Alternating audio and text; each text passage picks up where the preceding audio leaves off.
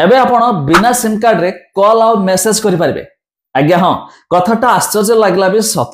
Recently BSNL launch कर तार satellite to device.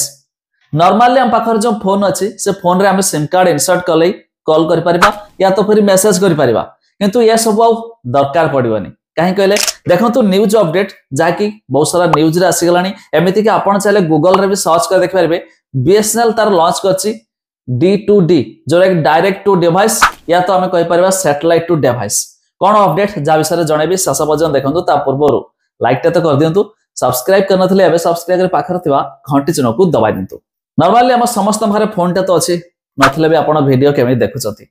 से फोन रे कोन सिम कार्ड पका जाउछि, टावर सब ठिया आइछि आपण माने देखुथिबे जोडा सेलुलर नेटवर्क, तो ता माध्यम रे हमर कॉल मेसेज वगैरह होछि।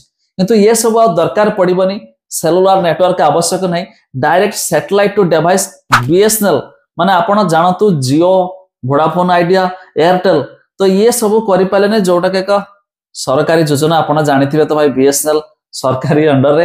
तो बीएसएनएल मध्ये ये काम कर देछि जाकि सैटेलाइट टू डिवाइस लॉन्च कर देछि।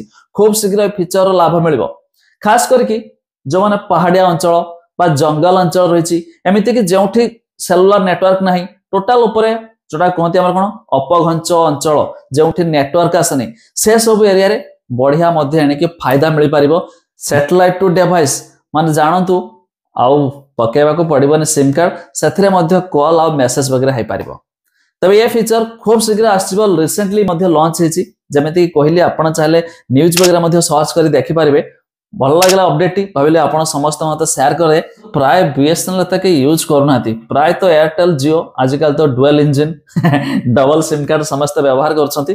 तबे आपण माने ए सब सिस्टम हे गले बीएसएनएल व्यवहार करिवे कि ता निहाती कमेंट करके जणाइबे। देखिबा केते जण भाई हमर लास्ट तक देखिसंती से भी जणा पड़ी जिवो।